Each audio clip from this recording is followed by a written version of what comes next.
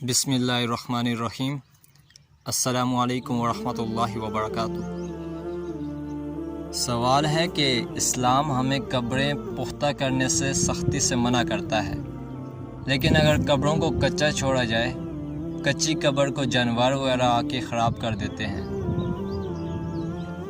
دیکھیں پیارے بھائیو دوستو، قبروں کی سیفٹی کے لیے، حفاظت کے لیے علاقے کی کمیٹی کو چاہیے کہ وہ قبرستان کے آس پاس دیوار پھیرے سیفٹی کے لیے، تاکہ یہ جانور وغیرہ قبرستان میں داخل نہ ہوں،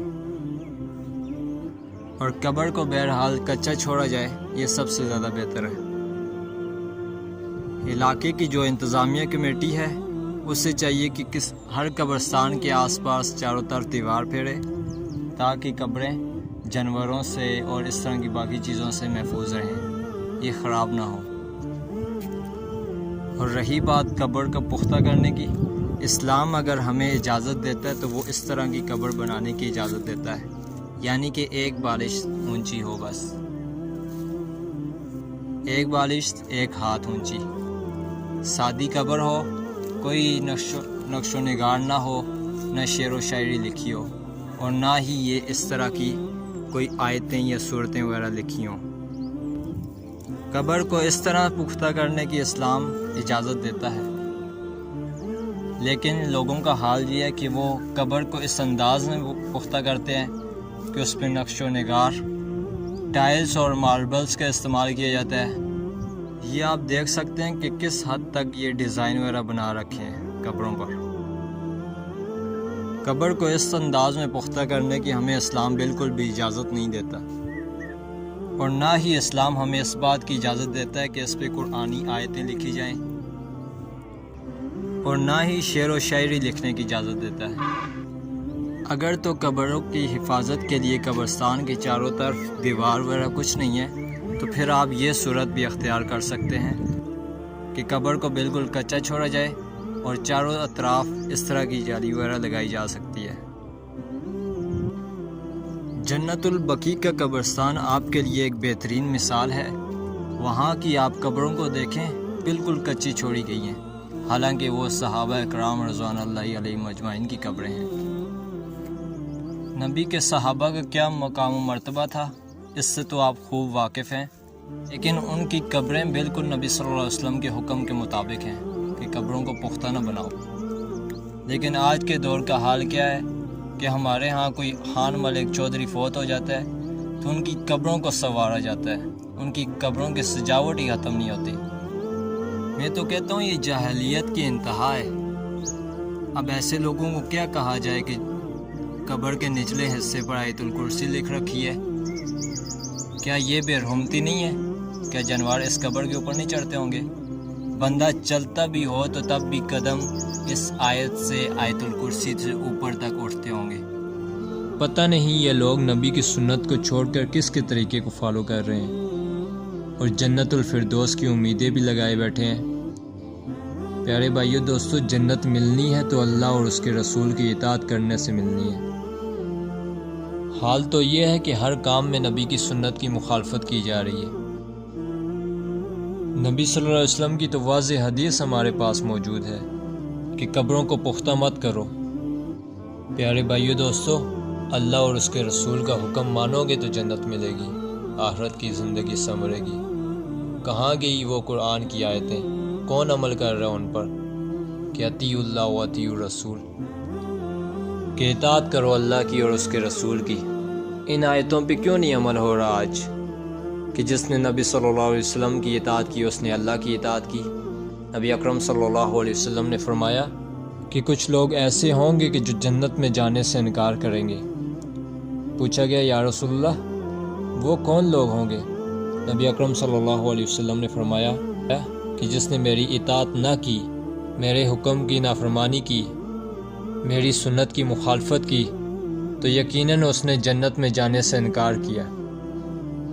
نبی صلی اللہ علیہ وسلم کے حکم کی مخالفت پر یہ قبر والے بھی قصوروار ٹھہریں گے اگر انہوں نے اپنی زندگی میں اپنی اولاد کو قبروں کو پختہ کرنے سے منع نہ کیا ہوا ہوگا، اپنی اولاد کو قرآن و حدیث کی تعلیم نہ دی ہوگی، تو اس صورت میں یہ بھی قصوروار ہیں۔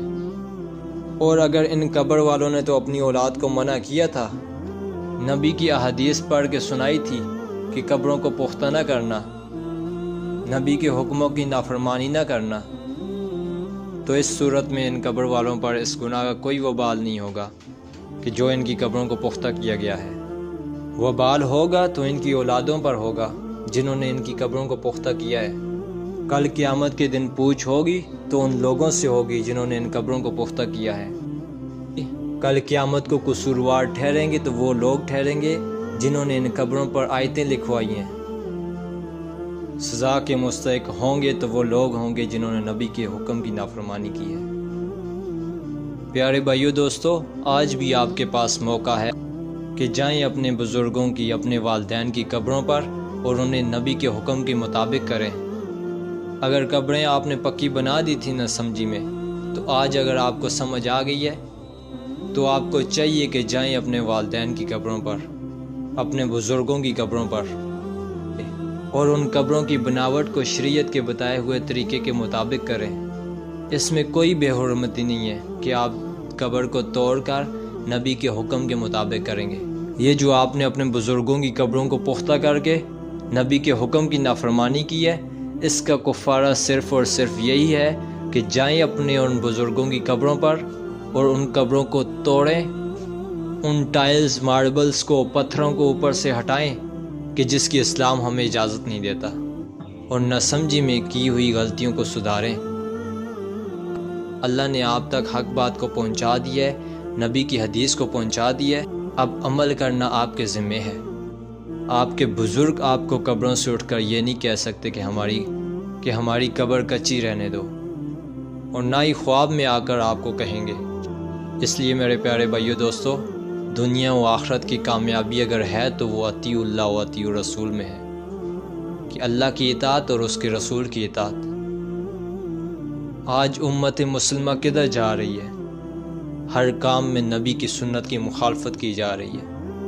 اپنے چہرے کو دیکھیں، اپنے لباس کو دیکھیں، اپنے شادی بیاہ کو دیکھیں، غمی خوشی کو دیکھیں، اپنے گھروں کے ماحول کو دیکھیں۔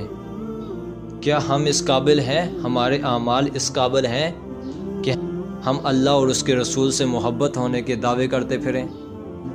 آج ہم میں بدعات اس قدر عام ہو چکی ہیں کہ سنت کو تو ہم بھول ہی چکے ہیں۔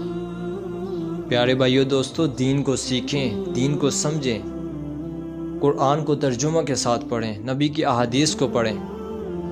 قرآن اور احادیث سمجھانے کے لیے علماء کرام موجود ہیں۔ اپنی زندگی میں سے کچھ وقت نکالیں دین کو سیکھنے کے لیے۔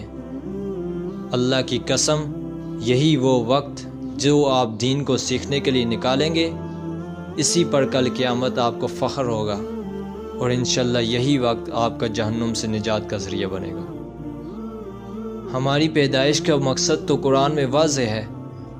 اللہ تعالیٰ فرماتے ہیں وَمَا خَلَقْتُ الْجِنَّ وَالْإِنسَ إِلَّا لِيَعْبُدُونَ، ہم نے جنوں اور انسانوں کو محض اس لیے پیدا کیا کہ وہ میری عبادت کریں۔ مقصد یہ تھا ہماری زندگی کا، ہماری پیدائش کا، لیکن آج ہمارا حال یہ ہے کہ ہم اپنی زندگی سے روزانہ کے حساب سے 1 گھنٹہ بھی اللہ کو دینے کے لیے تیار نہیں ہوتے، نہ دین کو سیکھنے کے لیے، نہ اللہ کی عبادت کے لیے۔ آخرکار ہم کس بنیاد پر جنت الفردوس کی امیدیں لگائے بیٹھے ہیں؟ ہم کس بنیاد پر نبی کی شفاعت کی امید لگائے بیٹھے ہیں کہ نبی صلی اللہ علیہ وسلم ہماری شفاعت کریں گے؟ کیا نبی کی سنت ہماری زندگیوں میں ہے کہ نبی صلی اللہ علیہ وسلم کل قیامت کے روز ہم سے راضی ہوئے ہوں گے، ہم سے خوش ہوئے ہوں گے کہ وہ ہماری شفاعت کریں گے؟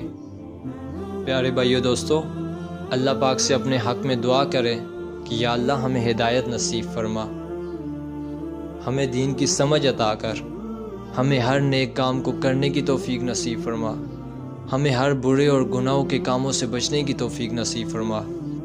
اللہ پاک سے دعا ہے کہ اللہ پاک ہمیں قرآن و سنت کو سمجھنے اور اسی کے مطابق عمل کرنے کی توفیق عطا فرمائے۔ آمین۔ السلام علیکم ورحمۃ اللہ وبرکاتہ۔